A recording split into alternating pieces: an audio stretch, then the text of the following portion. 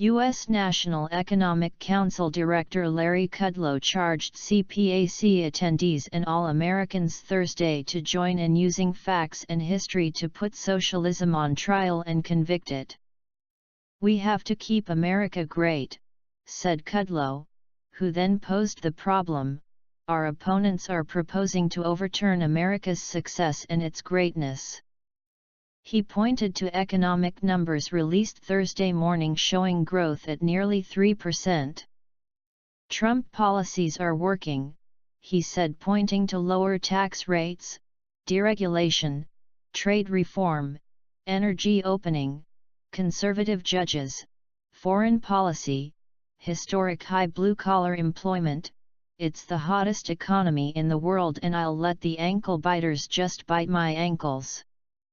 Kudlow called on the audience, their friends, and their neighbors to put socialism on trial. He said, "I don't want us to stand idly by. I don't want to let this stuff fester. I want it challenged, I want it debated, I want it rebutted, and I want to convict socialism."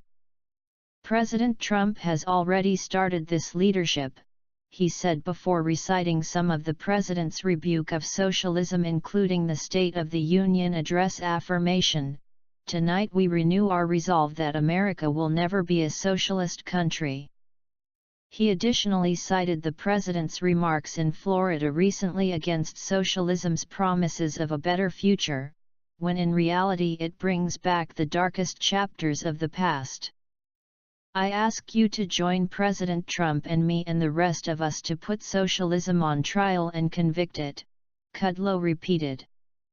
He offered some facts for the audience against the claims of those who push socialist policies.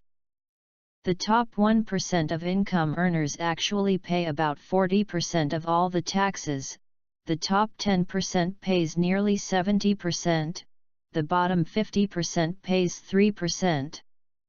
"The Green New Deal would literally destroy the economy," he added, pointing to the destruction of energy, transportation, airlines, and businesses. He pointed to the 180 million Americans who use private insurance as he pushed back against those who push universal health care and the end of private insurance. He laid out massive costs estimated by the American Action Forum, including approximately $35 to $40 trillion for universal health care, $45 trillion for guaranteed jobs for even those who don't want to work, and a total cost for the Green New Deal and associated policies of around $75 trillion.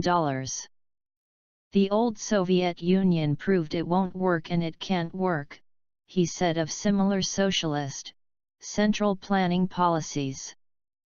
"We have to work hard, the stakes are very, very high," Kudlow warned. He has ended the war on business. He has ended the war on energy.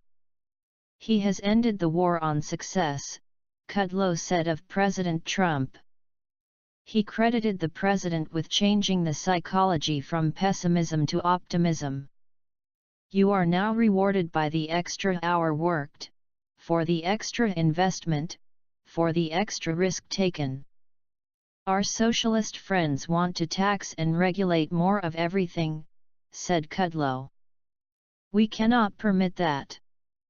We must not let government action run this country," he charged. He pressed on.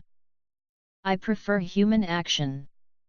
The actions of individual men and women. We prosper in America when we are allowed to use our God-given talents of creativity and ingenuity and inventiveness and our gifts from God of faith and life. Socialism, government controls, government coercion, and all the rest will block out these God-given gifts. And if we let that happen, we will permit them to block out America's greatness. I'm here with just one simple ask. Please join us to keep America great and join us to put socialism on trial and then convict it."